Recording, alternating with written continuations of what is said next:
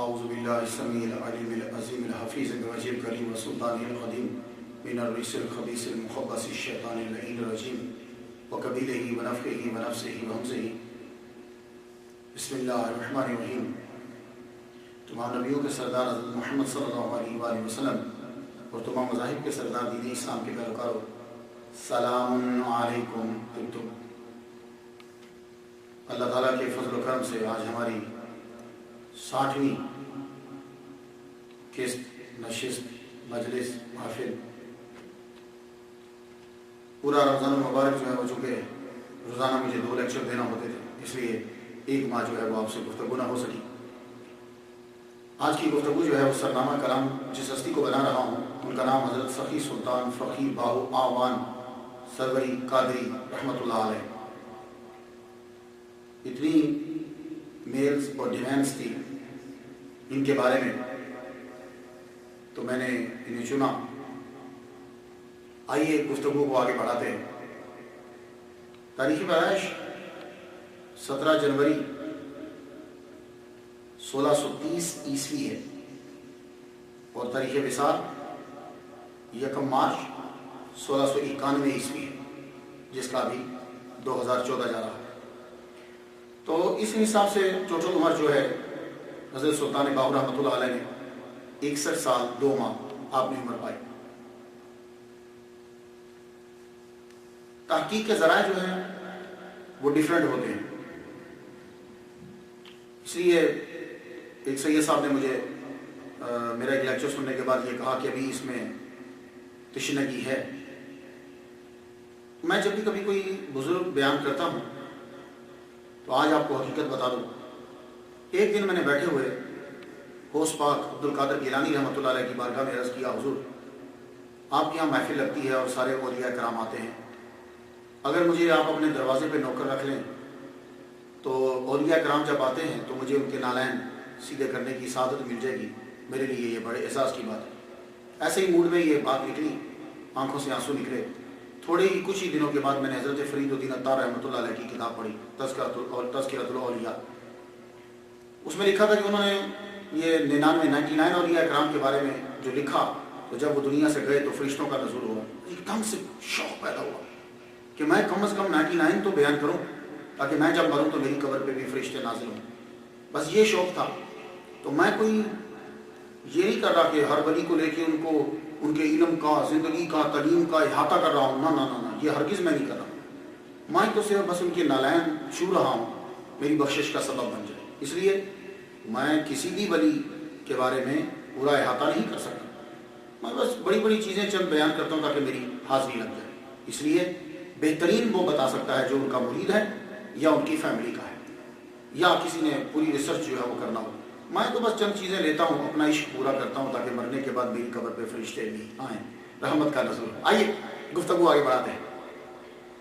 تو مناقب سلطانی جو ہے نا کہتے ہیں کہ بڑی معتبر کتاب ہے حضرت سلطان باہو کے بارے میں جاننے کے لیے. اگر آپ ان کی کرامات پڑھنا چاہتے ہو، بھری ہوئی ہے کتاب.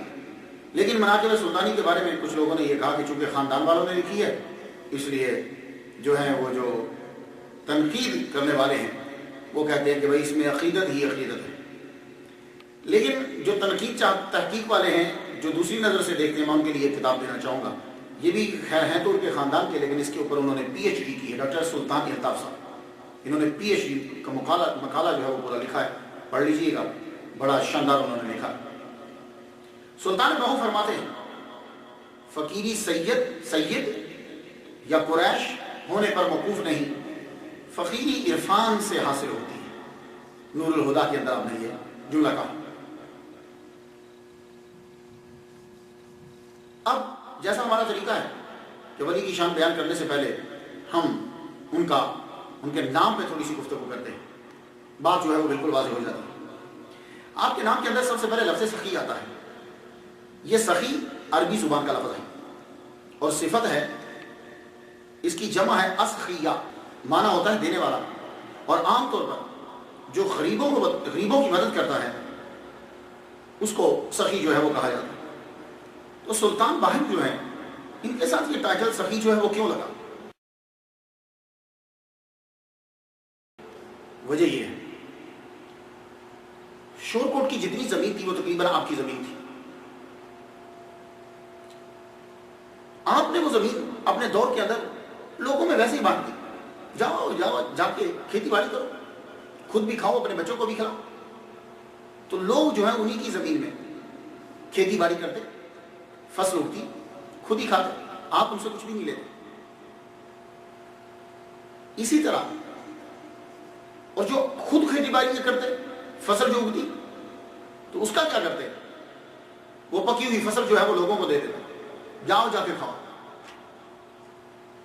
اور جو کچھ ہاتھ میں ہوتا آپ بانٹ دیتے. اور ایک مرتبہ حبیب اللہ قادری رحمۃ اللہ علیہ کے کہنے کے اوپر آپ نے جو سامان گھر کا نظر آیا وہ سب کا سب اللہ تعالیٰ کی راہ میں تقسیم کر دیا. اس لیے آپ کا ٹائٹل جو ہے وہ سخی بنا. لوگوں نے آپ کو سخی کہنا شروع کر دیا. آپ کے نام کے ساتھ سلطان آتا ہے. یہ سلطان بھی ٹائٹل ہے جو لوگوں کی طرف سے آپ کو دیا گیا. یہ سلطان عربی زبان کا لفظ ہے. اس کا معنی ہوتا ہے حجت، دلیل، سند. تاج العروس میں ہے کہ سلطان سلیطن سے ماخوذ ہے. اس کا معنی ہوتا ہے زیتون کا تیل جو روشن ہوتا ہے. تو سلطان وہی حجت ہوگی یا سلطان وہی وہ ہوگا جو خود روشن ہو اور بات کو بھی روشن کر دے. سلطان کا معنی ایک ہے دلیل. ام لکم سلطان مبین، کیا تمہارے پاس واضح دلیل ہے؟ تو یہاں سلطان کا معنی قرآن مجید میں دلیل ہو. سلطان کا معنی ہوتا ہے قبضہ. ان عبادی لیس لک علیہم سلطان، میرے بندوں پر تیرا قبضہ نہیں ہوگا. سلطان کا معنی ہوتا ہے قوانین خداوندی. جیسا سورہ رحمان میں کہا لا تنفذون الا بسلطان. تو وہ زمین کی حد کو کراس نہیں کر سکتے مگر قوانین خداوندی، وہ کوئی چیز استعمال کریں جو اس کے ذریعے سے وہ جا سکتے. تو سلطان کا معنی قوانین خداوندی بھی. تو یہ سلطان کا ٹائٹل جو ہے وہ آپ کو لوگوں کی طرف سے دیا گیا. کہتے ہیں کہ فخر کے جو سلطان ہیں وہ 7 ہیں. سب سے پہلے مولا علی شیر خدا رضی اللہ تعالیٰ، مولا حسین زین العابدین، حسن بصری، عبد القادر گیلانی، عبد الرزاق جو ان کے فرزند ہیں، اور سلطان باہو. اب یہ تقسیم جو ہے وہ مختلف جگہوں پہ مختلف ہے. ہر ایک آدمی تصوف کے اندر جو اس کا اپنا وجدان ہوتا ہے وہ بیان کرتا ہے. اور کچھ نے تو کہا کہ ابھی 2 آنے والے ہیں. انہوں نے فخر کو شروع کیا بی بی فاطمہ سے.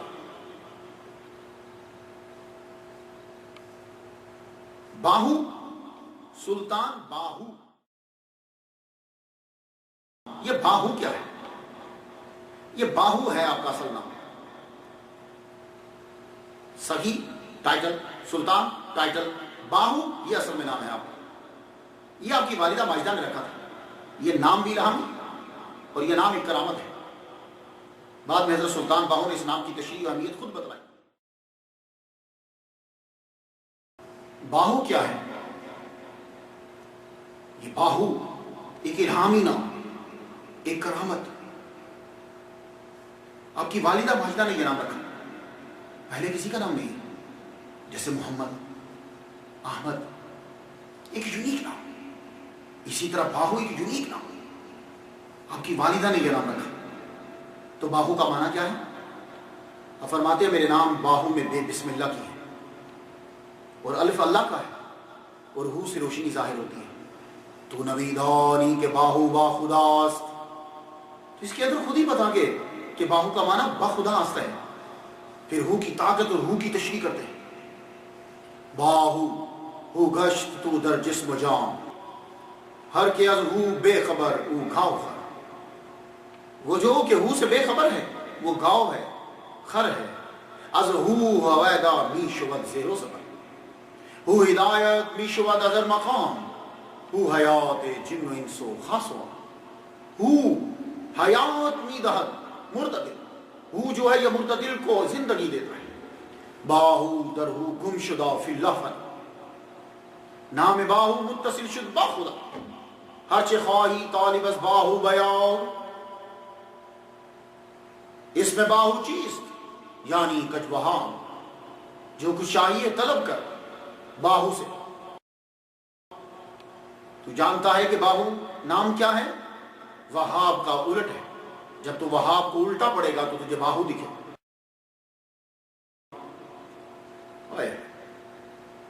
حضرت سلطان باہو کے نزدیک اسم اللہ اسم اعظم ہے. اللہ، للہ، لہو، ہو، اسم اعظم کے مختلف مظاہر ہیں. آپ نے عقل بیدار میں یہ کہا اور آپ کو معلوم تھا کہ یہ ہو باہو نام مشہور ہوگا اور مقبول ہوگا. از قبر باہو ہو برائے دھب بنام واصلارا ختم فخر از ہو تمام. باہو کی قبر سے بھی حق ہو کی آواز آئے کیونکہ واصلوں کا فخر ہو سے پورا ہوگا. تو باہو کی سمجھ آئی نا؟ باہو اللہ کے ساتھ، یہ آپ کا اصل نام ہے. تو باہو کے بعد ایک بات اور ہم پڑھتے ہیں، آوان. آوان یہ عربی کا لفظ ہے، اس کی یہ جمع ہے العون کی، اور العون مصدر ہے بمعنی اس میں فاعل کے، یعنی خادم، مددگار. تو یہ اصل کہتے ہیں اوان اوان اوان. یہ اوان لفظ غلط ہے، پروننسیشن تلفظ یہ اوان غلط ہے. یہ آوان کا معنی نہیں دے گا کیونکہ آوان کا معنی ہوتا ہے ادھیڑ عمر کا. تو اس کو جب بھی کبھی ذات بولے تو اوان نہیں بولے، آوان ہے. آوان العون کی جمع ہے اور العون کا معنی ہوتا ہے مددگار. تو یہ آوان جو ہیں یہ قوم ہے، علوی قوم ہے. مولا علی شیر خدا رضی اللہ تعالیٰ عنہ کی اولاد میں سے. کرسٹافی فرینچ اسکالر کا کہنا ہے کہ یہ لوگ مولا علی کی دوسری بیوی خولہ بنت جعفر الحنفیہ کی اولاد سے. ان کے بیٹے تھے محمد. یہ محمد اصل میں مولا علی کے بیٹے ہیں، لیکن محمد بن حنفیہ سنا آپ نے؟ اکثر لوگ پریشان ہوتے ہیں، یار یہ علی کا بیٹا تو محمد بن علی کیوں نہیں کہلواتے؟ اصل میں یہ حنفیہ قبیلہ تھا. تو جب آپ کی والدہ کا وصال ہو گیا تو پھر آپ نے اپنے نام کے ساتھ حنفیہ لکھوانا شروع کر دیا تو محمد بن حنفیہ ہو گئے. تو یہ قبیلے کی جانب اشارہ ہے. اب آپ سمجھ گئے؟ تو یہ جتنے علوی ہیں آوان جو ہیں، یہ آوان خاص طور پر یہ محمد بن حنفیہ کی اولاد میں سے. اور یہ قبیلہ بڑا مشہور قبیلہ رہا ہے. اس قبیلے کی بہادری اور شجاعت ظاہر ہے مولا علی کا خون ہے. ہارون الرشید کے دور سے یہ قبیلہ، یہ آوان محمد بن حنفیہ کی اولاد جو ہے فوج کے اندر اعلیٰ عہدوں پر فائز تھا. اب ایک تاریخ یہ ہے کہ آوان کا لقب ان کو ہارون الرشید کے دور میں ہی مل گیا تھا. بعض نے کہا نہیں، ہارون الرشید کے دور میں مشہور ہوئے لیکن پھر یہ افغانستان میں منتقل ہو گئے، آگے ہجرت کر لی، وہاں یہ ہرات کے اندر رہنے لگا. اور اسی قبیلے کے اندر ہرات میں پھر ایک نام ابھرا، اس کا نام تھا قطب شاہ. قطب شاہ کو سادات کی مدد کرنے کی وجہ سے جو ہے وہ آوان کا ٹائٹل دیا گیا. قطب شاہ کے 6 بیٹے تھے. پھر انہوں نے ہرات سے ہجرت کی تو یہ انڈیا میں یہاں بھی آ کر یہ فوج میں شامل ہوئے اور اپنی بہادری کے بلبوتے کے اوپر یہ فوج کے اعلیٰ عہدوں کے اوپر جو ہے وہ فائز ہے. پھر ان کے 6 بچے جو ہیں وہ انہوں نے لوکل عورتوں سے شادی کری، پھر وہ مختلف جگہوں کے اوپر جا کر آپ کے بیٹے رہنے لگے. تو سلطان اسی قطب شاہ کا بیٹا امیر شاہ، اور امیر شاہ کی آگے جو نسل چلی ان میں سے حضرت سلطان باہو رحمت اللہ علیہ پیدا. اب آوان کو سمجھ گئے آپ؟ تو آوان جو ہیں یہ اصل میں علوی ہیں، محمد بن الحنفیہ کی اولاد میں سے، اور سلطان باہو گویا کہ مولا علی کی اولاد میں سے. ایک خاص چیز جو سلطان باہو رحمۃ اللہ علیہ کے ساتھ لگتی ہے وہ سروری قادری. قادری کی تو بتانے کی ضرورت نہیں، آپ لوگ تو جانتے ہو کہ قادری کا معنی کیا ہے، لیکن آپ لوگ پریشان ہوتے ہو کہ جب سروری ساتھ لگ گیا، بھئی یہ سروری کیا ہے؟ تو سن لیجیے. آپ کو معلوم ہے کہ ولی بننے کا پروسیس کیا ہے؟ بھئی ہر چیز کا تھرو پراپر چینل چیز ہوتی ہے نا. ولی کیسے بنتے ہیں؟ سب سے پہلے آپ عبادت ریاضت جب کرنے لگتے ہو آپ کا نام آہستہ آہستہ سٹیپ بائی سٹیپ جو ہے وہ مشہور ہونے لگتا ہے کاسمک ورلڈ کے اندر، ولیوں کے اندر. آپ کی فائل سب سے پہلے بن کر حضرت غوث پاک عبد القادر گیلانی رحمۃ اللہ علیہ کے پاس جاتی ہے.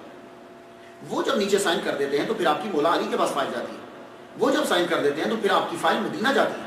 تو جب حضور پاک دیکھتے ہیں کہ میرے بیٹے غوث پاک نے اور مولا علی دونوں گواہ نے سائن کر دیے ہیں تو آپ بھی اعلان ہو جاتا ہے آپ کی محفل کے اندر کہ یہ ولی ہے. پھر اس کو سب پہچاننے لگ جاتے ہیں. یہ بات یاد رکھیے، وہاں اعلان ہوتا ہے تو پھر سب پہچاننے لگ جاتے ہیں.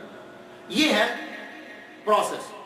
لیکن قادری تو وہ ہے کہ جس کی غوث پاک تربیت فرمائیں اور وہ غوث پاک کا ولید ہو پھر وہ بلندی پہ آگے جائے. سروری قادری وہ ہوتا ہے کہ محمد مصطفیٰ صلی اللہ علیہ وآلہ وسلم یہ کہیں اے عبد القادر تم ان کی تربیت کرو. تو سلطان باہو جو ہے وہ ہیں کہ حضور صلی اللہ علیہ وآلہ وسلم نے ڈائریکٹ ان کو چنا. چننے کے بعد حضور نے عبد القادر گیلانی رحمۃ اللہ علیہ سے یہ کہا کہ آپ ان کی تربیت کرو. اب اس کی میں دلیل دے دوں. تو حضور صلی اللہ علیہ وآلہ وسلم نے آپ کو خود پہلے چن لی. دست بایت کرد مارا مصطفیٰ فرزند خود خوان است مارا مصطفیٰ. حضور کے ہاتھ پر میں نے بیعت کی، محمد صلی اللہ علیہ وسلم کے بیعت پر. تو یہ اب آپ نے بیعت کری بچپن میں، ابھی آپ باہر نہیں نکلے، 30 سال تک تو آپ رہی گھر کے اندر ہیں. ایک دن یوں ہی رستے میں جا رہے ہیں کہ مولا علی شیر خدا رضی اللہ تعالیٰ عنہ گھوڑے پہ سوار آئے اور آپ کا ہاتھ پکڑا اور آپ کو پکڑ کے لے گئے، حضور کی مجلس میں جا کر بیٹھا دیا. وہاں سارے صحابہ بیٹھے ہوئے، حضور صلی اللہ علیہ وآلہ وسلم، مولا علی کہتے ہیں بڑھو آگے، سرکار کے ہاتھ کو پکڑو. تو دونوں ہاتھوں سے سرکار صلی اللہ علیہ وسلم کا ہاتھ پکڑا اور چوما. تو حضور صلی اللہ علیہ وآلہ وسلم کی بات جو ہے وہ انہوں نے کری. تو پھر حضور صلی اللہ علیہ وسلم نے مزید آگے بڑھا دیا، جاؤ اب جو چیزیں باقی ہیں جا کے سیکھو. تو حضور صلی اللہ علیہ وسلم نے خود جو ہے، اس لیے میں جب آپ کے کلام کو میں نے بڑی دفعہ پڑھا ہے، آپ بلیو کریں گے یہ چند ایسے اولیاء کرام ہیں کہ مجھے 2 ہفتے سے زائد لگتے ہیں. ایک سلطان باہو میں پورا مہینہ سٹڈی کرتا رہا، میں یہ ڈیسائیڈ نہیں کر پایا کہ یہ مرشد کس کو کہتے ہیں.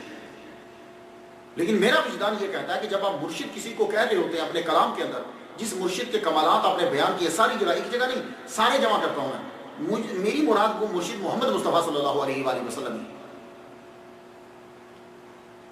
اس لیے سروری قادری. اب آ جائیے گفتگو آگے بڑھاتے ہیں. نام کے بارے میں کچھ سمجھ میں آ گئی؟ اب آگے چلیے. سلطان باہو علوی امیر شاہ کی اولاد جو ہے، جو قطب شاہ کے بیٹے تھے، انہوں نے آ کر ان میں سے ایک آدمی پنجاب میں والد ہوا، محمد مغلا. پنجاب میں پھر انہوں نے جگہ چنی، جانتے ہو کون سی؟ آنگا، سونس کیسر وادی ہے، سونس کیسر، اس میں آنگا ہے، آنگا. اس علاقے کا انتخاب کیا. آگے چل کر اسی خاندان کا ایک چشمہ چراغ وادی سونس کیسر سے چلا اور شاہ جہاں کی فوج میں شامل ہو گیا. جانتے ہیں اس کا نام کیا تھا؟ بازید بن فتح محمد علوی اعوان. یہ بازید کون ہے؟ یہ زید اور زید دونوں کا معنی ایک ہی ہوتا ہے، الزید و زیدو. جیسے عربی میں آپ پڑھیں گے نا، ہم زید علی مئات، وہ 100 سے زائد تھے. تو زید اور زید دونوں کا معنی ایک ہی، زیادتی، بڑھاؤ. تو بازید بن فتح محمد علوی اعوان رحمۃ اللہ علیہ، آپ کا مذہبی اور سیاسی دونوں لحاظ سے آپ کا مرتبہ بڑا زیادہ تھا. مذہبی لحاظ سے کیوں مشہور ہے؟ آپ کا قرآن کے قاری، حدیث آپ کو آتی، اور علوی خاندان. اور فوج میں جا کر درجہ ملا کیونکہ آپ کا پورا خاندان فوج میں چلا رہا تھا. تو شجرہ نسب تو سب کو معلوم کہ کیا ہے. آپ نے جوانی پوری کی پوری جو ہے وہ جہاد کے اندر جو ہے وہ گزاری. اور چھوٹے معمولی مرتبے پہ سلطان باہو رحمۃ اللہ علیہ کے والد گرامی بازید، یہ والد گرامی چھوٹے مرتبے پہ نہیں گئے. آپ کے اندر سینکڑوں فوجی آپ کے اندر تھے. نہ جانے ایک دن کیا ہوا، سلطان باہو رحمۃ اللہ علیہ کے والد گرامی کو فوج چھوڑی اور آنگا واپس آ گئے. یہ آنگا جو ہے یہ دائی کا نام ہے، اسی کے نام کے اوپر جو ہے یہ آنگا اس شہر کا نام ہے. جہاں کی دائی تھی آنگا، اس کے نام کے اوپر.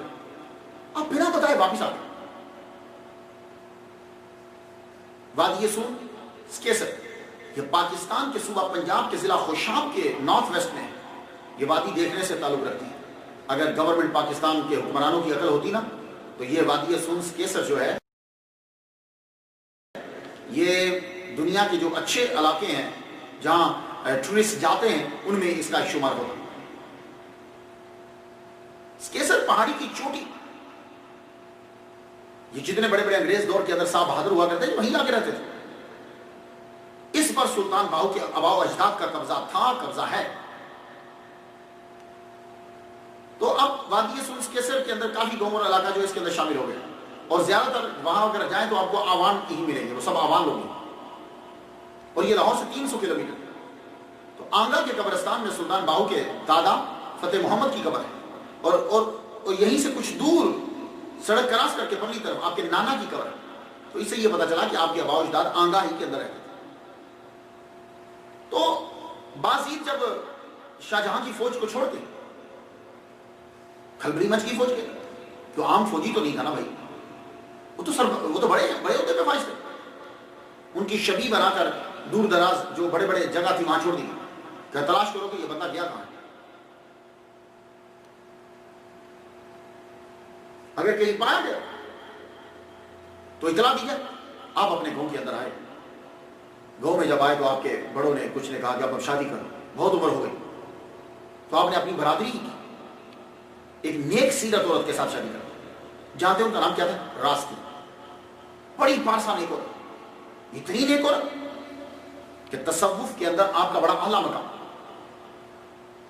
اس میں ذات کے ذکر میں فرق، لا الہ جب لا الہ کہا کرتی تھی تو اندھیرا، اور اندھیرے کے اندر الا اللہ جب کبھی بول دینا تو اسی وقت روشنی ہو جاتی، اور کہ جب آپ لا الہ الا اللہ کا ورد کیا کرتی تھی تو آپ کے بیٹے حضرت سلطان باہو رحمۃ اللہ علیہ فرماتے ہیں کہ آپ کی آنکھوں سے خون نکلنے لگ جاتا،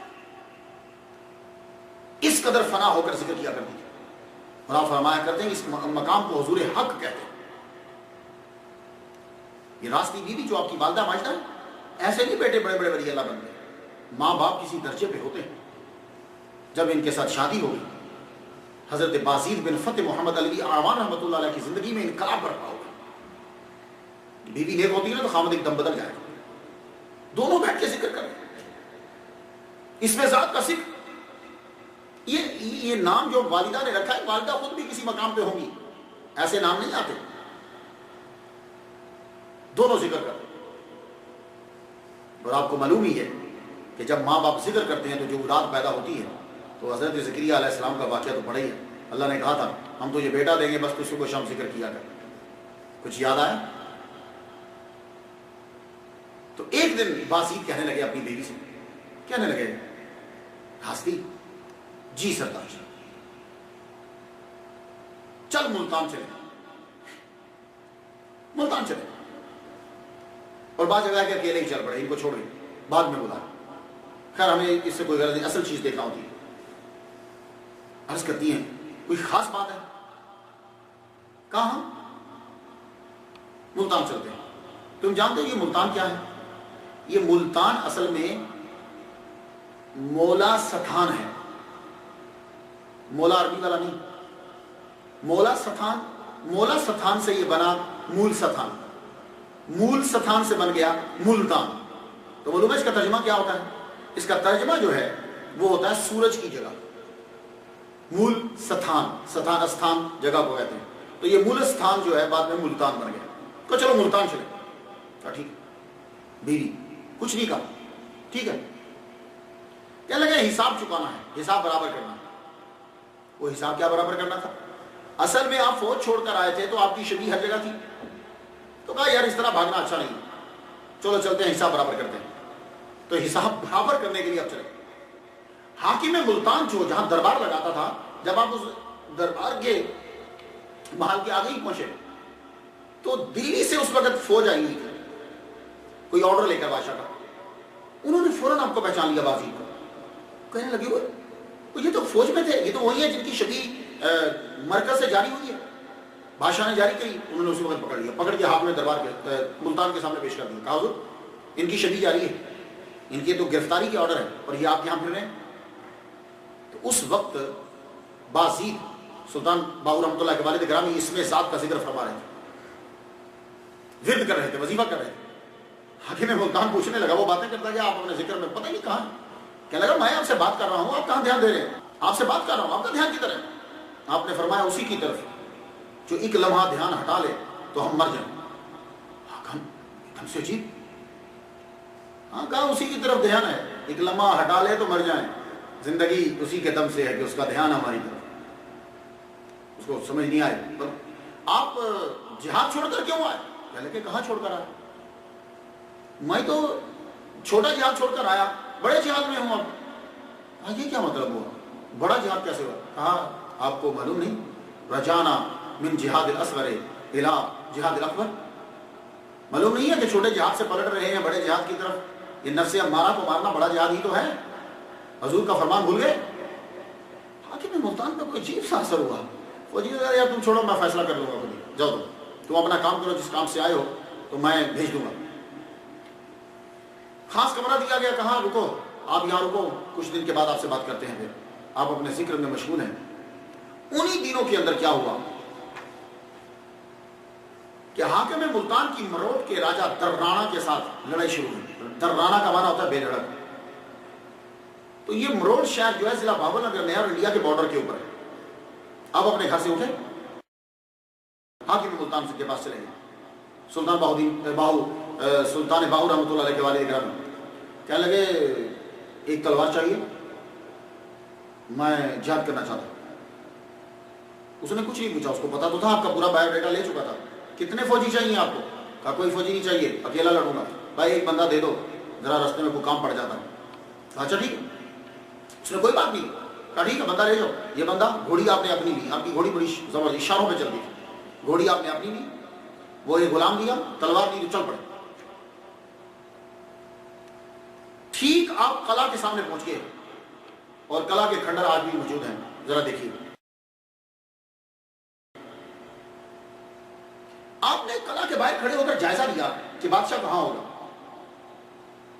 جب آپ کو سارا معلوم ہو گیا, گھوڑی آپ نے نیچے کھڑی کی, غلام سے یہ کہا کہ تو بس ادھر ادھر پھرتا رہے, جو ہی مجھے تو دیوار کے اوپر دیکھے گھوڑی کو نیچے لے آنا. کہا ٹھیک ہے جی. آپ نے غلام کو نیچے کھڑے کیا, آپ نے دیوار پھلانگی, پلانگ کے اندر چلے گئے, تلوار ہاتھ میں پکڑی ہوئی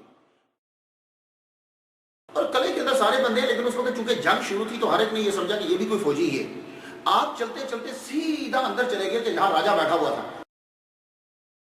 راجہ اس وقت مشورہ کر رہا تھا کہ کس طریقے سے ملتان کے اوپر حملہ کرنا ہے. آپ نے نہ آؤ دیکھا, نہ تاؤ, نہ ادھر نہ ادھر, سیدھے گئے, اس کو بالوں سے پکڑا, تلوار کا وار کیا, گردن اس کی اڑائی. لوگ دم کا خود رہ گئے جو وہاں کھڑے تھے, دوڑے, اتنی تیزی سے دوڑے کہ دیوار تک جب پہنچ گئے ان کو ہوش ہی نہیں آئی. سوچ رہے ہوا کیا ہے, دیوار سے چھلانگ لگائی, نیچے گھوڑی پہ بیٹھے. اب جب لوگوں کو ہوش آئی تو اب لوگ ادھر سے جب واپس آنے لگے تب تک آپ ان کی باؤنڈری کو کراس کر چکے تھے, جا چکے تھے. وہ ہاتھ میں آپ نے راجہ کا سر پکڑا ہوا اور سیدھا جا کے حاکم ملتان کے سامنے رکھ دیا. کہا یہ لے سر. کتنی دیر تک تو ایسے لگا کہ جیسے کسی چیز نے اس کو جام کر دیا, جام ہو گیا. یہ کیا کہا, یہی تھا نا حملہ کرنا تھا, اس کو لانا تھا, یہ لے پکڑ. اس کے بعد اس نے فوراً دہلی رپورٹ پوچھا. وہاں سے حکم آیا کہ انہیں بھیج دیا. اب آپ فوجی بن کر نہیں, ایک مہمان بن کر آپ دہلی پہنچے. کون؟ سلطان باہو رحمۃ اللہ علیہ کے والد گرامی. وہاں مہمان کی حیثیت سے رہے. بادشاہ نے یہ کہا کہ میں آپ کو بہت ہزاروں لوگ دیتا ہوں اور آپ کو سربراہ بناتا ہوں. آپ نے فرمایا کہ نہیں, اب رسموں میں دل نہیں کرتا, اب تو اسم میں دل کرتا ہے, مجھے اسموں میں جانے دو پلیز. کہا ٹھیک ہے, اگر آپ یہاں نہیں رہنا چاہتے تو میں آپ کو, اگر تصوف میں ہو تو شاہجہاں خود بھی ولیوں کا بڑا ماننے والا تھا. کہنے لگا ٹھیک ہے, 25,000 ایکڑ شور کوٹ کی زمین میں آپ کو دیتا ہوں, جاؤ مخلوق خدا کی خدمت کرو. تو شاہجہاں نے جھنگ, یہ جھنگ جو ہے یہ اصل میں جھانگ یا جنگر ہے, جنگل کی وجہ سے کو جنگر کہا جاتا تھا. ویسے یہ جھنگ کا اصل نام برمن گڑھ ہے. یہ برمن گڑھ سے پھر وہ چونکہ جنگل تھے اور چیزیں تھیں تو جھانگ, جنگر, اس سے پھر آگے جھنگ اس کا نام مشہور ہو گیا. تو 25,000 ایکڑ شور کوٹ کی زمین شاہجہاں نے دے دی. آپ ملتان واپس آئے, اپنی زوجہ کو ساتھ لیا, آپ واپس وہاں سے شور کوٹ آنگا پہنچے. وہاں جب آئے تو یہ جو شور کوٹ ہے, تو شور کوٹ اصل میں اشور کوٹ یا ایشور کوٹ ہے. ایشور کوٹ سے بعد میں یہ شور کوٹ جو ہے وہ بن گیا. تو آپ شور کوٹ جنگ آئے, آنگا سے شور کوٹ پھر واپس آئے, آنگا چھوڑ دیا. تو اس وقت راستی بیوی امید سے تھی, اللہ تعالیٰ کی طرف سے انہیں الہام ہوتا کہ تم ایک عام بچے کو نہیں, بہت عظیم بیٹے کو جنم دینے والی. 17 جنوری آخر وہ وقت آ گیا. 1630 جمعرات, اللہ والا, لوگوں کو اللہ سے ملانے والا, دنیا میں ظہور پذیر ہوا. فجر کا وقت ہے, بس فجر کا وقت ہے تو آپ کو پتا ہے فجر کے بعد سورج ہی نکلتا ہے, ایک نئی روشنی سلطان باہو کی صورت میں. اللہ اکبر جل شانہ. اس وقت رشید خان سیال جھنگ کا حکمران تھا. کہرگان گاؤں میں سلطان باہو کی ولادت ہوئی. راستی بی بی اور بازید کی روحانیت نے ایک روپ دھار لیا اور والدہ محترمہ نے نام رکھا باہو. میرے بیٹے کا نام کیا ہے؟ باہو. یہ کرامت ہے نام رکھنا. اور نام والدہ نے رکھا, اس لیے آپ کہتے تھے نام باہو مادر باہو نہاد, زیان کے باہو دائمی باہو نہاد. باہو کی والدہ راستی بی بی نے نام باہو رکھا کیونکہ باہو ہمیشہ ہو کے ساتھ رہا. اپنی والدہ کے بارے میں کہتے ہیں راستی از راستی آ راستی, رحمت و غفران ابو راست. آپ کے والد گرامی اور والدہ ماجدہ. آپ کے والد گرامی تو اسی وقت چلے گئے، آپ ابھی نابالغ نہیں ہوئے تو اس سے پہلے آپ کے والد دنیا سے تشریف لے. آپ کی والدہ نے آپ کو پالا. مناقب سلطانی میں ہے کہ آپ کے والدہ کی قبر ملتان میں ہے، قبرستان بیویاں. لیکن یہ ٹھیک نہیں ہے، کیونکہ آپ کے بارے میں یہ مشہور ہے اور یہ مضبوط اور سکھ کہ 40 سال تک جو ہے وہ آپ ان کے ساتھ رہے ہیں سلطان باہو کے ساتھ. تو پھر یہ ملتان میں ان کی قبر نہیں ہو سکتی. وہ ملتان میں جن کی قبر ہے وہ بی بی راستی وہ ہیں جو حضرت رکن الدین کی والدہ ہے، حضرت سلطان باہو کی والدہ نہیں ہے. ان کی قبر جو ہے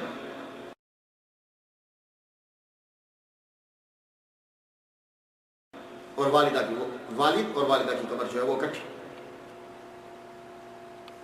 سلطان باہو کا بچپن گزرا ماں کے ساتھ. ماں نے بچپن میں ہی وہ چیز سکھا دی کہ جہاں ہم پڑھنے کے بعد جہاں پہنچتے ہیں وہ وہیں اس میں ذات پہ لے گئی. ماں بچے کو اس میں ذات پہ لے گئی. اس میں ذات کا اثر یہ ہوا کہ بچپن ہی سے بچے کے اندر ہو جو ہے وہ راسی ہو گیا. خوب دھیان. اور آپ بھی ویسے توجہ علم کے اندر آپ کی بھی لگن بڑی. کہتے ہیں کہ آپ کے 2 بھائی تھے، ایک بہن بھی ہے سلطان باہو رحمہ اللہ کی. ہاں، سلطان جان محمد ہے ایک بھائی سلطان باہو کے. انہوں نے مجرد زندگی گزاری. اور آپ کی بہن جو ہے مہر خاتون، ان کا ایک بیٹا تھا سلطان خیر محمد، مہر خاتون کے بیٹے ہیں. سلطان باہو نے اپنی بیٹی رحمت بی بی کا نکاح انہی کے ساتھ کیا تھا. والدہ سے ذکر اللہ کی تعلیم میں اب ماں اور بیٹا دونوں بیٹھ کے ذکر کرتے رہتے. اللہ تعالیٰ نے وہ مقام عطا فرما دیا کہ آپ کی باجابی حضور صلی اللہ علیہ وسلم کی محفل میں ہوگی. جو کام مرشد کامل مرشد کرتا ہے آپ کی والدہ محترمہ نے کر دیا. مولا علی آپ کو لینے آئے، ساتھ لے کر گئے، نبی کی بارگاہ میں بٹھا دیا. وہ دنیا کی دولت اللہ تعالیٰ نے پہلے سے ہی دے دی تھی، دین کی دولت بھی مل گئی. اب دین بانٹنے لگے. اور جب کبھی آپ اس میں ہو کے اندر، اس میں ذات کے اندر آپ فنا ہوتے، اس کیفیت میں جب باہر آپ نکلتے تو جو آپ کا چہرہ دیکھتا وہ کلمہ پڑھنے لگ جاتا، ہو جاری ہو جاتا، اس کا قلب جاری ہو جاتا. یہ بات ہے، یہ سب ماں کا اثر. اب اس میں ذات کا ورد شروع ہوا. آپ ماں سے ہی پڑھنے لگے، فارسی بھی پڑھی، عربی بھی پڑھی. مجھے لگتا ہے کہ والد، کیونکہ سلطان باہو کسی مدرسہ میں نہیں گئے، لیکن آپ ان کی کتابیں پڑھیں، آپ کو نظر آئے گا کہ قرآن کا قاری ہے، حافظ ہے. آپ کو نظر آئے گا کہ ایک عالم دین ہے. آپ کو نظر آئے گا ایک عربی کا بہترین، ایک فارسی کا بہترین جو ہے وہ رائٹر. سب چیزیں آپ نے اپنی والدہ ماجدہ سے سیکھی. آپ کسی مدرسہ کے پڑھے ہوئے نہیں.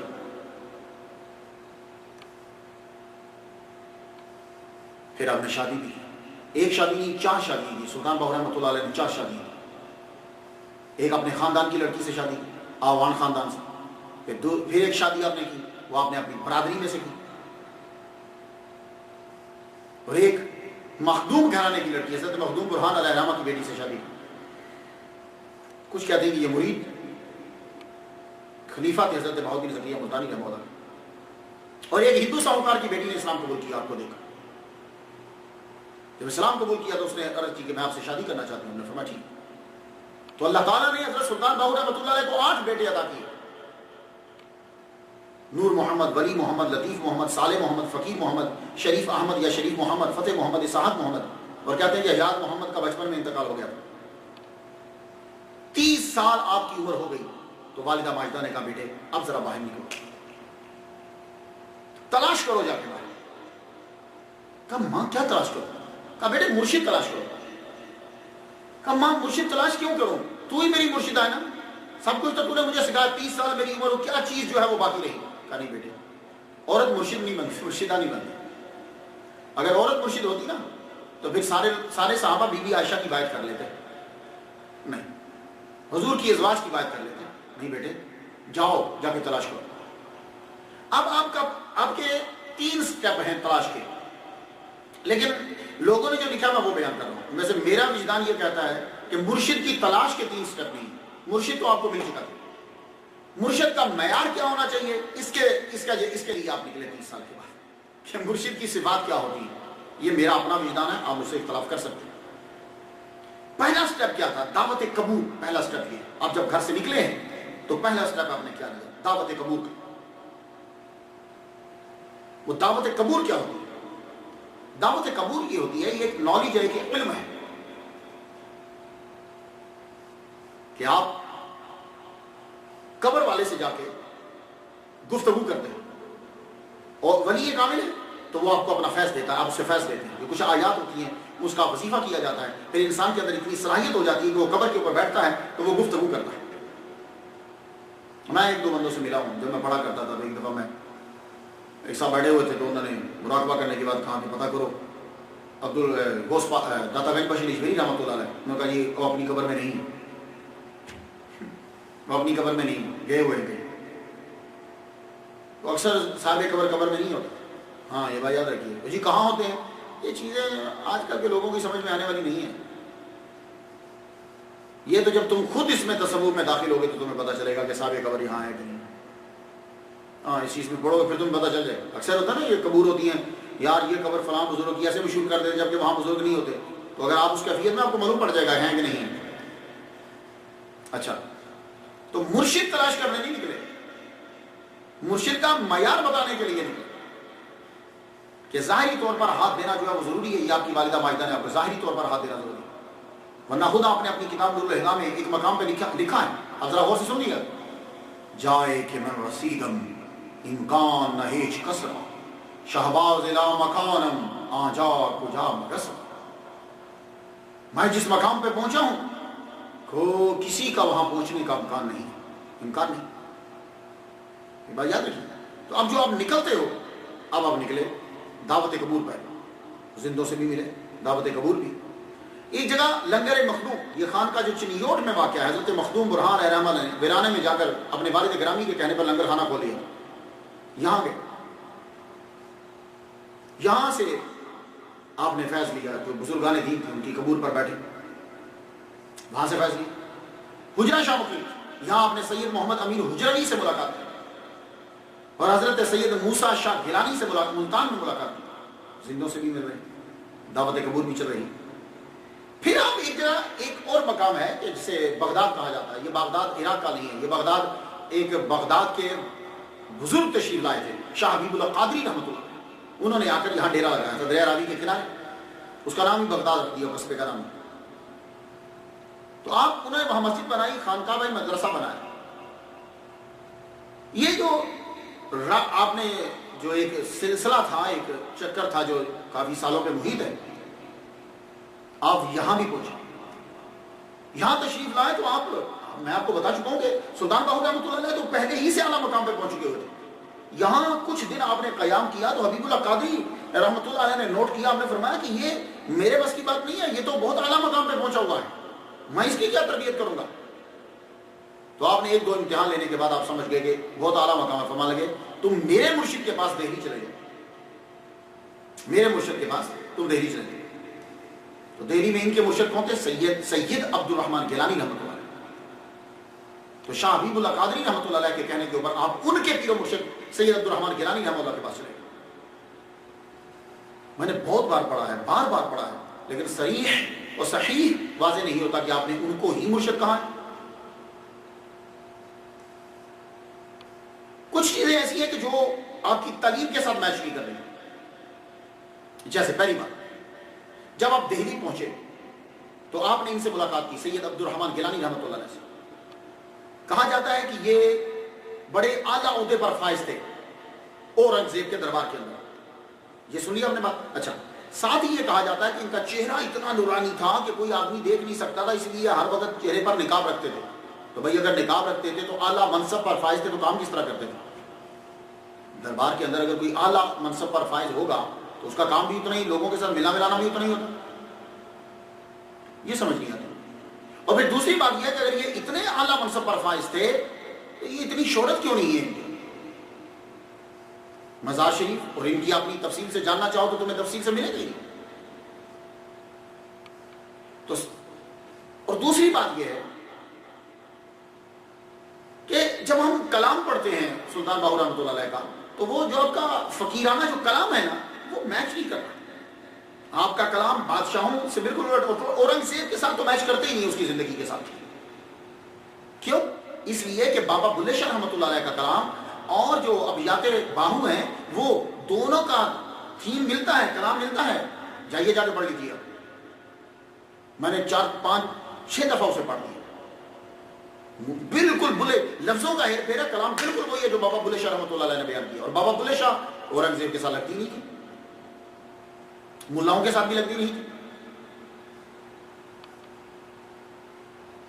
بہرحال کچھ بھی کہا جائے،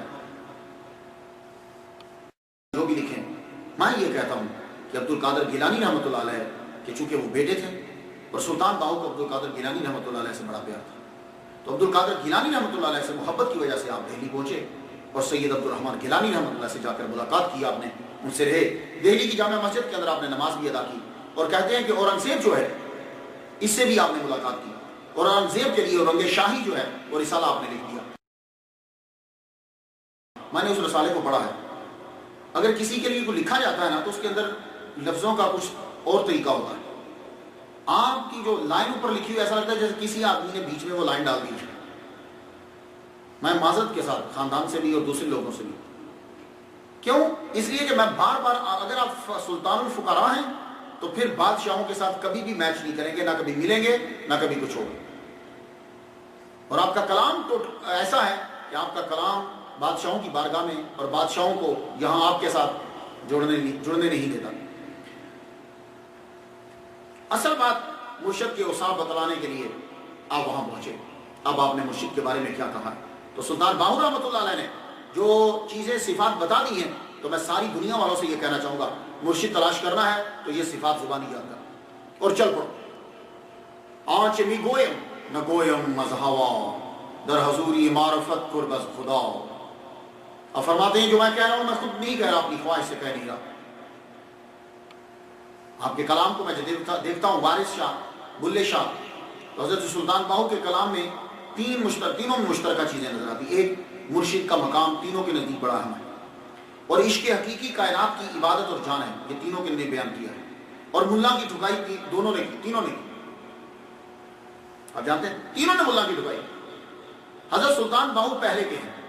سلطان باہو جب دنیا سے رخصت ہوئے تو بلے شاہ رحمۃ اللہ کی عمر 11 سال تھی، اور حضرت وارث شاہ اور وارث شاہ ہمارے یہ سلطان باہو رحمۃ اللہ کے وصال کے بھی 31 سال بعد پیدا ہوئے، اور اگر 1709 میں ہوں تو پھر 18 سال بعد پیدا ہوئے. تو مرشد کیسا ہونا چاہیے؟ لو سلطان باہو نے جو بیان کر دیا ہے تو تم اگر یہ یاد کر لو تو جھوٹے پیروں سے تمہاری جان چھوٹ جائے گی، جعلی پیروں سے. کیا فرماتے ہیں؟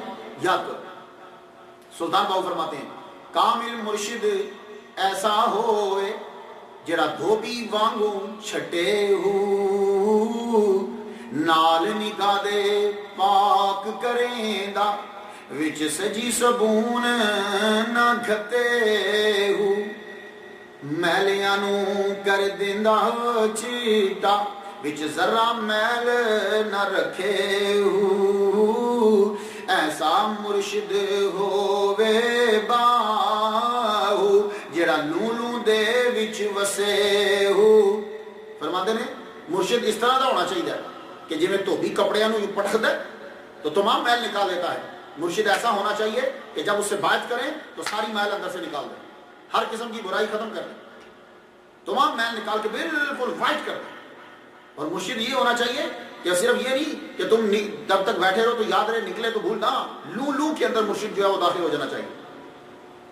اور آپ فرماتے ہیں کہ مرشد کیا ہے؟ وہ مجاہدہ کرواتا ہے، میل نکال دیتا ہے، پھر اسے ولی اور غوث اور کتب بنا دیتا ہے. مرشد وانگ سنارے ہوئے جڑا گھت کٹھالی گالے ہو، پاک کٹھالی باہر کڈے بندے گھڑے یا والے ہو. مرشد کو سنار کی طرح ہونا چاہیے، جیسے سونے کو آگ میں ڈال کر میل نکال دیتا ہے، خالص سونے سے پھر آگے بندے بناتا ہے یا بالیاں بناتا ہے، یہ اس کی مرضی ہوتی ہے. یہ مرشد کی مرضی، پہلے تو میل صاف کرے، اس کے بعد اس کی مرضی ہے غوث بنائے، کتب بنائے، ابدال جو مرضی بنائے. اور آپ فرماتے ہیں کہ اگر مرشد یہاں فائدہ نہیں دے رہا تو پھر سمجھ جاؤ یہ مرنے کے بعد بھی قیامت میں بھی کوئی فائدہ نہیں دے گا. مرشد کامل او سہڑیے جیڑا دو جگ خوشی دکھاوے ہو پہلے غم ٹکڑے دا میٹے وقت رب دارا سمجھاوے ہو اس کلر والی کندھی نوں چاندی خاص بناوے ہو جس مرشد ایتھے کچھ نہ کیتا باہو او کوڑے لارے لاوے ہو تو مرشد وہ پکڑو کہ جو دونوں جگ میں تمہیں خوشی دلائے سب سے پہلے تو غم ٹکڑے دا میٹے یعنی سب سے پہلے تو روٹی نکالے دماغ سے اس کے بعد پھر رب کا رستہ دکھائے اور یہ جو دیوار کلر والی کندھی ہے کندھی مینس دیوار اس کو چاندی خالص چاندی بنا تو کہتے ہیں کہ مرشد وہ سیڑھو وہ حاصل کرو اگر مرشد ایسا نہیں کر رہا یہاں کچھ نہیں کر رہا تو پھر کوڑے لارے لاوے ہو پھر وہ جھوٹ بول رہا ہے تو آپ اپنے مرشد کے بارے میں بتاتے ہیں میں جب اپنے مرشد سے ملا یہ جو کلمہ ہے یہ والا یہ مجھے بتاتا کہ آپ مرشد حضور پاک کو کہتے ہیں ذرا سننا اور یہ بڑا مشہور ہے آپ فرماتے ہیں کہ میری زندگی میرے مرشد نے کیسے بدل دی الف اللہ چنبے دی بوٹی من وچ مرشد لائی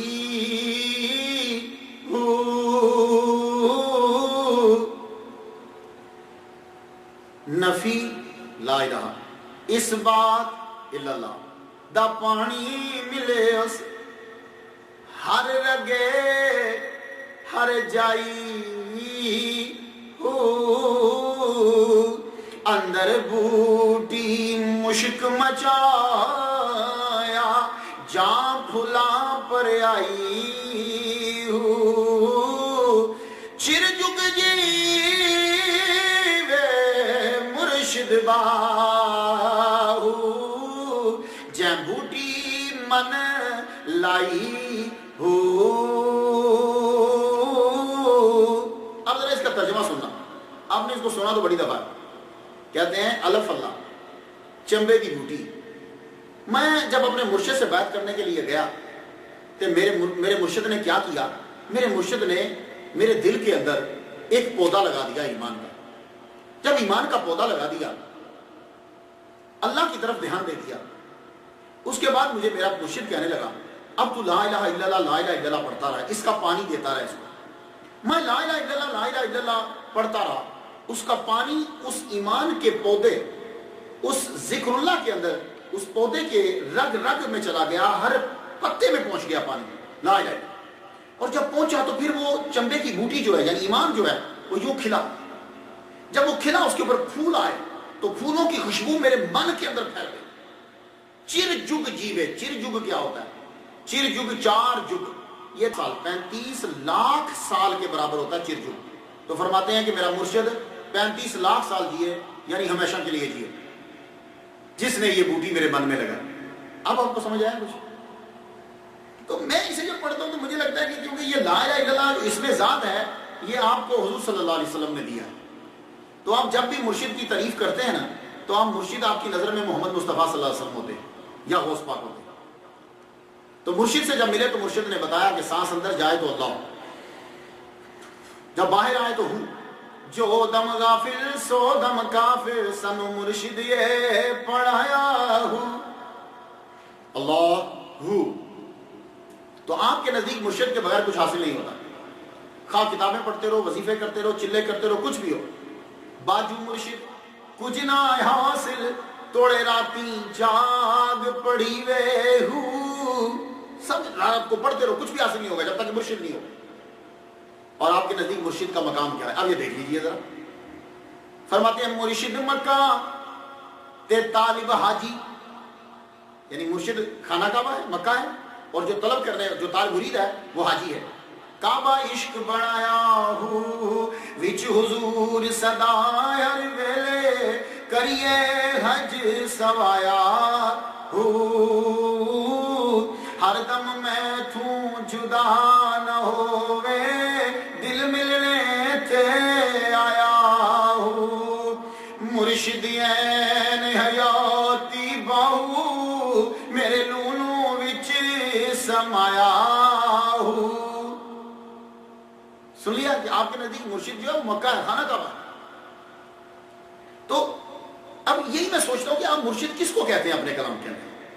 یا تو مینشن کریں، نام مینشن نہیں کرتے تو کسے مرشد کہتے ہیں؟ حضور پاک کو یا غوث پاک کو؟ کیونکہ آپ غوث پاک کے بھی انتہائی دیوانے ہیں.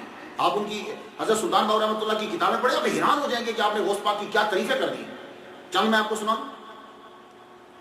غوث پاک کے بارے میں آپ کہتے ہیں راتی رتی، یعنی رات کو بالکل نیند نہ آوے دیاں رے ہیرانی ہوں، عارف دی گل عارف جانے کیا جانے نفسانی ہوں. ولی کی بات ولی پہچانتا ہے. یہ نفسانی خواہشات کے پیچھے بھاگنے والے لوگوں کو کیا پتا. کر عبادت پچھوتا سے تیری ضائع گئی جوانی ہو. عبادت کر لے پھر پچھتائے گا کہ جوانی ضائع چلے گی. حق حضور نانو حاصل باہو جنہ ملیا شاہ جیلانی ہو. سنی آپ نے بات کہ حق ان کو حاصل ہوتا ہے جن کو شاہ جیلانی مل جاتے ہیں. جنہ ملیا شاہ جیلانی ہو. تو کیا آپ مرشدین کو تو نہیں کہتے؟ پھر سننا ذرا. سن فریاد پیران دیا پیرا میری عرض سنی کن در کے بیڑا اڑیا میرا وچ کپران دے جتھے مچنا بندے ڈر کے. شاہ جیلانی محبوب سبحانی میری خبر لیو جھٹ کر کے ہو. پیر جنان دے میرا باہو اوئی گدی لگ دے تر کے ہو. سن لیا کہ پیر جنوں کے میرا باہو ہیں. غوث پاک جن کے پیر ہیں وہی جا کر منزل مقصود تک پہنچتے ہیں، کنارے پہ وہی لگتے ہیں. آخری لائن سنیا ہم نے. سلطان باہو کہہ رہے ہیں کہ اے غوث پاک اگر مجھ میں اتنے گناہ نہ ہوتے تو آپ کس کو بخشواتے ہیں؟ یہ تو مرشد نہیں کہی. طالب غوث الاعظم والے شالا کدے نہ ہون ماندے ہو. تو میں جب پڑھتا ہوں تو ڈیسائیڈ نہیں کر پا رہا کہ سید عبد الرحمن گیلانی، محمد مصطفیٰ صلی اللہ علیہ وسلم، یہ بہرحال یہ بات طے ہے کہ جس نے آپ کو لا الہ الا اللہ اس میں ذات میں فنا کیا ہے وہ آپ کا مرشد ہے. تو یہ آپ کہہ نہیں سکتے کہ یہ 30 سال کے بعد جا کے فنا ہوئے. باہو روح 30 سال تک اپنی والدہ کے ساتھ رہے، یہ ہو ہی نہیں سکتا کہ آپ کو اس میں ذات میں فنا نہ کر دیا ہو. تو یہ محمد مصطفیٰ صلی اللہ علیہ، میرا وجدان ہے کہ محمد مصطفیٰ صلی اللہ علیہ وسلم کو اپنا مرشد، کیونکہ انہی کے ہاتھ میں آپ نے جو ہے وہ سب سے پہلے بات جو ہے وہ کی. تو آپ فرماتے ہیں سلطان باہو رحمہ عشق بڑا ضروری ہے. اس لیے لا الہ الا اللہ محمد رسول اللہ پڑھنے کے بعد یہ مت سمجھو کہ ہم کامیاب ہو گئے ہیں. کلمہ پڑھنے کے بعد تمہیں عشق کرنا بہت ضروری ہے. اور جب تک عشق کی حقیقی خدا کے ساتھ محبت نہیں ہوتی تمہاری ساری چیزیں بالکل فضول ہیں. جن دل عشق خرید نہ کیتا سو دل درد نہ پھٹی ہو. اس دل تھی سنگ پتھر چنگے جو دل غفلت اٹی ہو. سمجھا کہ پتھر اچھا ہے جس کے دل میں اللہ کا عشق اور رسول کا عشق نہیں. جس دل عشق خرید نہ کیتا سویو خسرے مرد زنانے ہو. یعنی آپ کے نزدیک وہ مرد ہی نہیں ہے جس کے میں عشق حقیقی نہیں. اور آپ فرماتے ہیں لا الہ الا اللہ محمد رسول اللہ میں ہی نجات ہے. اور یہی لا الہ الا اللہ، لا الہ الا اللہ اسے پڑھو، اسی کے اندر نجات ہے. کلمے لکھ کروڑا تارے ولی کیتے سہراہی ہوں. کلمے نال بجھائے دوزخ جتھے اگ بلے از کاہی ہوں. کلمے نال بہشتی جانا جتھے نعمت سنج سبائی ہوں. کلمے جئی کوئی نہ نعمت باہو اندر دھوئی سرائی ہوں. یہ کلمہ ہے کہ جس سے لاکھوں لوگ تر گئے. یہ کلمہ ہے جو کلمہ ہے جو ولی بناتا ہے. یہ کلمہ ہے جو دوزخ کو بجھاتا ہے. یہ کلمہ ہے جو جنت میں لے جاتا ہے. یہ کلمہ ہے جو سب سے بڑی نعمت ہے یہاں بھی اور قیامت میں. 14 طبق کلمے دے اندر کیا جانے خلقت بھولی ہوں. اسانو کلمہ پیر پڑھایا بہو جند جان اسے تو گھولی ہوں. بات کو سمجھ میں آ گئی؟ یہ اصل چیز ہے. اگر آپ نے سلطان باہو رحمۃ اللہ کی کرامتیں پڑھنی ہے، جائیے مناقب سلطانی پڑھیے، آپ کو کرامتیں مل جائیں گی. لیکن جو سلطان بہو لکھ گئے ہیں نا، کوئی مائی کا لال لکھ نہیں سکے گا. یقین جانیے، میں یہ سیفی جو ہے نا، یہ جو وائٹ پگڑی پہنتے ہیں سیفی، یہ ان کی کتابیں پڑھتے ہیں. آپ ان کی کتابیں لے کے ذرا تنہائی میں بیٹھ کے ذرا ایک دفعہ پڑھیے. فارسی میں ہے، اردو میں بھی ترجمہ ہو چکا ہے. اکثر لوگ یہ پوچھا کرتے ہیں فقیر کون ہے، فقیر کے بارے میں سوال اور جواب کسی کے پاس ہر ایک اپنا اپنا جواب دے. ایک دن میں ٹی وی پروگرام دیکھ رہا تھا، میرا بھائی ہے چھوٹا، حضرت علامہ پروفیسر سید نثار شاہ گیلانی، ڈاکٹر بن رہا، ابھی پی ایچ ڈی کر لے گا، اس لیے میں اسے ڈاکٹر کہتا ہوں، بہت زبردست مقرر ہے. تو وہ ٹی وی کے اندر پوچھ رہا اس سے، اس نے کتاب لکھی ہے یہ فقیر کسے کہتے ہیں. تو میں یہ بات اپنے بھائی کی نظر کرنا چاہتا ہوں کہ فقیر کے بارے میں جو تشریح سلطان باہو کر گئے ہیں نا، کوئی مائی کا لال کر نہیں سکتا. اور آپ لوگ بھی سن لیجیے، فقیر، ہم تو فقیر کہتے ہیں دروازے پہ مانگنے آتا ہے، لیکن سلطان باہو سے پوچھو کہ فقیر ہے کون. آئیے ذرا میں آپ کو لیے چلتا ہوں ان کے کلام کے اندر. فرماتے ہیں کہ فقیر وہ ہوتا ہے جس کی رسائی لامکان تک ہو. نام فقیر تینا دا باہو چڑے وس دے لامکانی.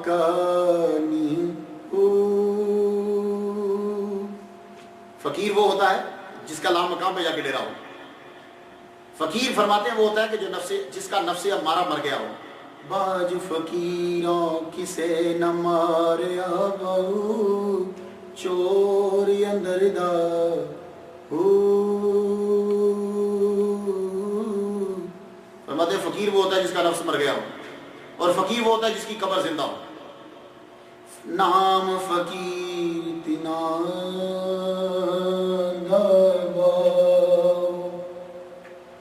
قبر جنان دی جیوے ہو. فقیر وہ ہے کہ جس کی قبر زندہ رہے مرنے کے بعد. اور فرماتے ہیں فقیر وہ نہیں کہ جو ہوا پہ مصلح بچھا لے یا دریا کے اوپر چلتا ہوا گزر جائے. تو فقیر کون ہے؟ فرماتے ہیں فقیر نام تینا دا باہو جڑے دل وچ دوست ٹکاون ہو. فرماتے ہیں کہ فقیر وہ ہوتا ہے جب اس سے ملو تو رب کی یاد اور رب تمہارے تم ملا تو ملاقات کروا. اور فقیر وہ ہوتا ہے جو عشق میں جان دے. فرماتے ہیں جو عشق میں جان دے. کدوں فقیر شتابی بندا جد جان عشق وچ ہارے ہو. اور فرماتے ہیں فقیر کہ دل میں دنیا کی محبت نہیں ہوتی. جی دے اندر حب دنیا باہو او مول فقیر نہ تھی ویہو. جس کے دل میں دنیا کا لالچ جو فقیر ہی نہیں. چیک کرتے جاؤ. اور فرماتے ہیں فقیر وہ ہوتا ہے جو گھر میں ہی رب سے ملا دے. نام فقیر تینا دا باہو جیڑا گھر وچ یار وکھا لے ہو. اور فرماتے ہیں فقیر قرآن و حدیث کا عالم ہوتا ہے. دیکھو ہم لوگ مانگنے والے کو فقیر کہتے ہیں. علم باج فقر کمائے کافر مرے دیوانہ ہو. جس کے جو قرآن و حدیث کا عالم نہیں وہ فقیر ہو ہی نہیں سکتا. تو عقل بیدار آپ نے کتاب لکھی ہے. فرماتے ہیں فقیر وہ ہوتا ہے ایک لمحہ بھی مجلس محمدی صلی اللہ علیہ وسلم سے جدا اور غائب نہ ہو. ایک لمحے کے لیے اسے فقیر کہتے ہیں. اور فرماتے ہیں فقیر جسے چاہتا ہے کہ نظر میں مرتبہ شاہی تک پہنچا دیتا ہے. اور فرماتے ہیں کہ فقیر وہ ہوتا ہے جو مرنے سے پہلے مر جائے. یہ مرنے سے پہلے موتو قبلان تب موتو کی اکثر جملہ بولا جاتا ہے پر سمجھ نہیں آتی. تو سلطان باہو رحمۃ اللہ علیہ نے کیا سمجھا. یہ چیزیں یاد کر لو سب لوگ. میں تشریحوں میں ان کی کرامتوں میں نہیں جا رہا کیونکہ یہ میں سمجھتا ہوں کہ میرے سننے والے جتنے ہیں وہ ان چیزوں کو جب اپنائیں گے تو منزل پہ پہنچیں گے. آپ نے خود کہا ہے میری کتاب پڑھ، میرا کلام پڑھ، اس میں ذات میں گم ہو جا اور بلندی پا. تو منہ تو قبلہ آتا بھی تو منہ تو جے کوئی سٹے گدڑ کوڑا وانگ روڑی سیے ہو. جے کوئی کڈے گالا مینے اس نو جی جی کئیے ہو. گلا علماء بنڈی خاری یار دے پاروں سیے ہو. قادر دے ہاتھ ڈوریا ساڑی باہو جویں رکھے تیویں رہیے ہو. کیسے یہ ہے مردوں کو بتاتا ہوں. حضرت سلطان باہو رحمۃ اللہ علیہ نے اپنا وقت زندگی اتنی لمبی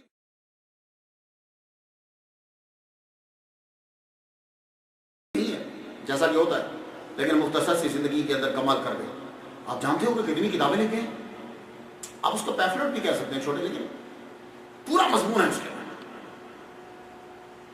علم ظاہری علم باطنی کو آپ نے جس واضح طریقے سے بیان فرمایا، آج کے دور میں ہوتے تو بہت سی یونیورسٹیز کے نام آتے، تو سلطان باہو آکسفورڈ یونیورسٹی سے پڑھے ہیں، کیمبرج یونیورسٹی سے پڑھے ہیں، فلاں یونیورسٹی سے پڑھے، لیکن یہ نبی کا شکل ہے، نبی کے ہاتھ میں بات کرے، کسی مدرسہ میں نہیں گئے، کوئی دنیا کا استاد نہیں ہے،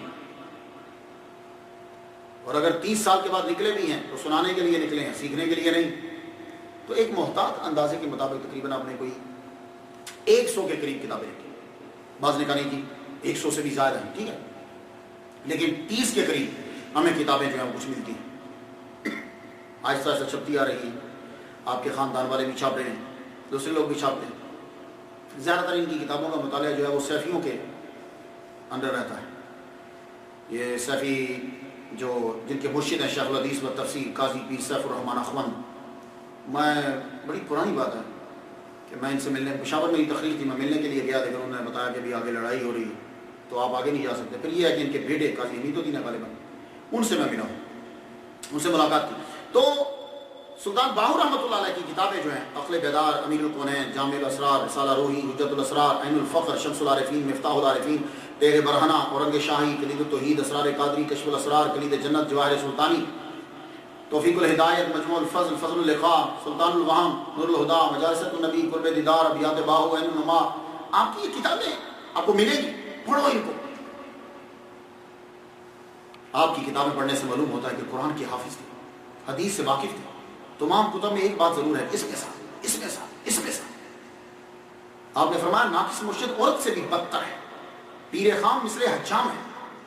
عقل بیدار کے اندر آپ نے اپنا عقیدہ بھی واضح کر دیا، فرمانے لگے یہ فقیر مذہب اہل رفض اور ملت خوارج سے بیزار ہے، میں نہ رافضی ہوں اور نہ میں خارجی ہوں، کیونکہ میرا مذہب، میں فقیر سنی مذہب اور محب چار یار ہوں۔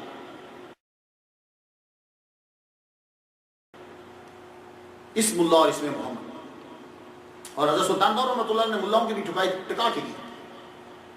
یہ چیز مجھے بتا دی ہے کہ آپ کا میل نہیں ہو سکتا اورنگزیب سے، اورنگزیب کے دور میں مولویوں کی توہین ٹھکائی کرنا، کیونکہ بلے شاہ کو آپ نے دیکھ لیا، لیکن آپ دیکھیے سیم سیکوینس ذرا دیکھیے، حضرت سلطان باہو اپنے کلام میں ملاؤں کی ٹھکائی کیسے کرتے ہیں، عالم دین کی نہیں، ملاؤں کی، کہ جن کا دین پیشہ ہے، مشن نہیں۔ فرماتے ہیں نفل نمازاں کم زنانا، روزے صرفہ روٹی ہوں، مکے دے ول سوئیو جاندے گھرو جنا تروٹی ہو، اچھیاں بانگا سوئیو دیون نیت جنا دی کھوٹی ہو۔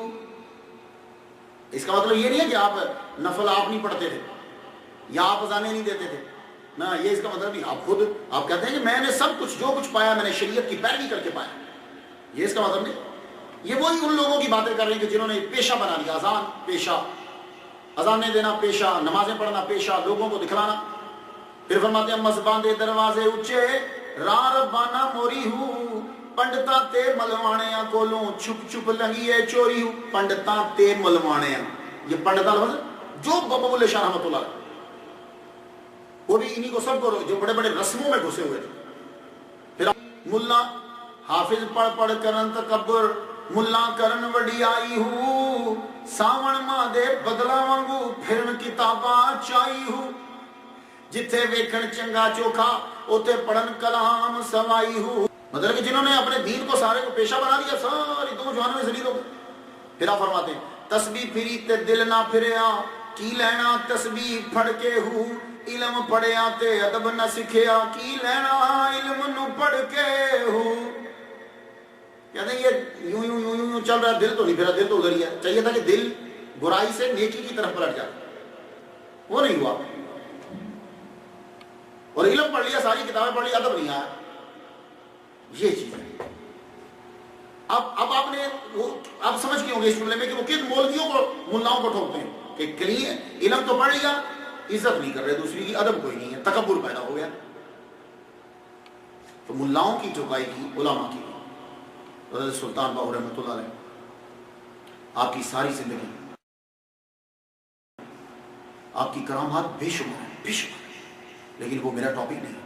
میرا ٹاپک صرف یہ تھا کہ آپ کی تبلیغ کیا ہے، کیونکہ تبلیغ جو ہوتی ہے، جو مرشد کہتا ہے، جو ولی کہتا ہے، وہ اس لیے کہتا ہے کہ لوگ اس پر عمل کریں، اور جب عمل کرتے ہیں تو اس کا قرب مل جاتا ہے۔ یہ بات یاد رکھیں، میں اگر ان کی کرامتیں بیان کرنے لگوں تو یقین جانیے کہ کئی وقت کتنی دیر لگ جائے۔ آپ کی زندگی کے اندر بے شمار کرامت۔ یہ کیا کم کرامت ہے کہ جب آپ اس میں ذات میں فنا ہو کے نکلتے تھے تو جس پہ نظر پڑتی تھی وہ بندہ بھی ذکر کرنے لگ جاتا، اور آپ کی کتابیں اتنی کتابیں لکھ دینا، یہ بہت بڑی کرامت ہے۔ اور ساری چھوڑو، آج تک آپ کی قبر زندہ ہے، یہ بہت بڑی کرامت ہے۔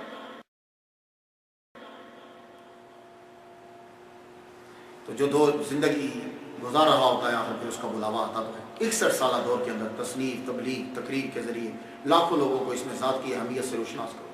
اور حضرت سلطان باہو رحمۃ اللہ علیہ صرف یہ نہیں کہ آپ پنجاب میں رہے ہیں، آپ نے بڑے ملکوں میں سیر کی ہے۔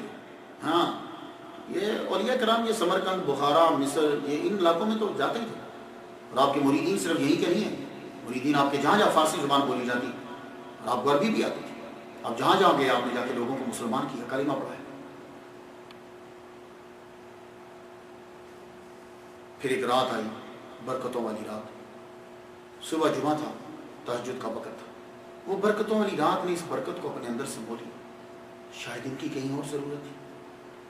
سورج چمکتا ہے تو بھی فیض دیتا ہے، سورج چلا جاتا ہے تو بھی فیض دیتا ہے، شاید ان کی کسی اور دنیا میں ضرورت ہو۔ اب دنیا سے رخصت ہو گئے تہجد کے، اس وقت بھی قلب جاری تھا، اس میں ذات کا ورد ہو رہا تھا۔ آپ کے 2 صاحبزادے موجود تھے، سلطان نور محمد اور سلطان بلی محمد۔ والد ماجد کی تجہیز و تکفین ہوئی، قلعہ کہراگان کے اندر آپ کی قبر بنائی گئی۔ 1491 سے 1766 تک، یعنی 77 سال آپ کی قبر یہی ہے۔ پھر کیا ہوا؟ دریائے چناب نے 77 سال آپ یہاں دفن رہے، دریائے چناب نے ادھر رخ کیا، تو پھر کیا ہوا کہ آپ کی قبر مبارک سے تابوت کو نکالا گیا۔ اتنی خوشبو جب آپ کا لوگوں نے جب آپ کا تابوت مبارک نکالا تو قبر سے خوشبو ہی خوشبو۔ پھر کیا کیا کہ آپ کے تابوت کو لا کر پیپل والا کھوہ یہاں لا کے زمین کے اوپر ہی رکھ دیا، زمین کے بالکل، ایک تو نا زمین کھوتے تو اندر رکھتے، زمین کے اوپر ارد گرد جو ہے وہ دیوار کو بڑا کر دیا۔ یہاں 157 سال تک آپ کا تابوت رہا۔ پھر دریائے چناب نے انوار کیا، اس کا پانی اس کی طرف بڑھنے لگا۔ تیسری مرتبہ آپ کا مزار محل شریف گڑھ مہاراجہ سے 2 میل دور، جہاں آپ آپ کا روزہ بنا، تو آپ یکم جمادی الثانی میں دنیا سے گئے تھے، لیکن آپ کا عرس محرم میں ہوتا ہے۔ کیوں؟ اس لیے کہ یہ جو منتقلی تھی یہ محرم الحرام میں ہوئی تھی۔ آپ سمجھ میں آیا کچھ کہ محرم میں کیوں ہوتا ہے؟ تو یہ منتقلی، تو شروع میں کیا ہوتا تھا کہ سارا نظام جو ہے وہ خلیفہ کے ہاتھ میں ہوتا تھا، جو خلیفہ ہوتا وہی نظام سنبھالتا، جتنی فتوحات آتی، یہ جو نذرانے ہوتے ہیں ان کو ولیوں کی زبان میں تصوف میں فتوحات کہتے ہیں، یہ نذرانہ اور یہ چیزیں نہیں کہتے، فتوحات کہتے ہیں۔ یہ جتنی فتوحات آتی ہیں وہ سب بیت المال میں جمع ہو جاتی ہے۔ وہاں پھر خلیفہ جو ہوتا تھا وقت کا، جو آپ کا خلیفہ ہے یا اس کا آگے، وہ خلیفہ کیا کرتا تھا کہ وہاں سے نکال کے صاحبزادگان کی خدمت اسی سے ہوتی تھی، جو لوگ آتے تھے ان کو کھانا بھی وہیں سے دیا جاتا تھا، اور جتنے نماز امام ہے، پڑھانے والے ہیں، مؤذن ہیں، کام کرنے والے ہیں، سب کو وہیں سے دیا جاتا تھا۔ پھر بعد میں یہ سلسلہ جو ہے وہ صاحبزادگان نے اپنے ہاتھ میں لے لیا۔ میں 2 صاحبزادوں سے میری ملاقات ہوئی ہے، ریاض الحسن اور فیاض الحسن، ان سے میری ملاقات ہوئی، 12 ہوئی، ایک دفعہ دبئی میں ہوئی، یہ امریکہ میں بھی رہتے، ہیوسٹن کے اندر بھی ہوئی، جلسہ کروایا انہوں نے تو مجھے بلایا، اکثر ملاقات ہوتی رہتی۔ سلطان باہو رحمۃ اللہ کی قبر آج بھی زندہ ہے۔ آپ کہہ گئے تھے از قبر باہو او بلاید حق بنا واصل آرا ختم فقر از ہو تب۔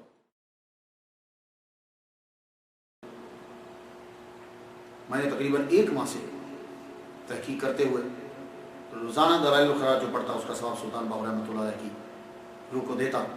آپ بھی فاتحہ پڑھ لیجئے، اور اس مصرے پر میں ختم کرتا ہوں، نام فقیر دیناندا باہو قبر جنا دی جیوے ہو۔ اجازت دیجئے، وآخر دعوانا الحمدللہ رب العالمین۔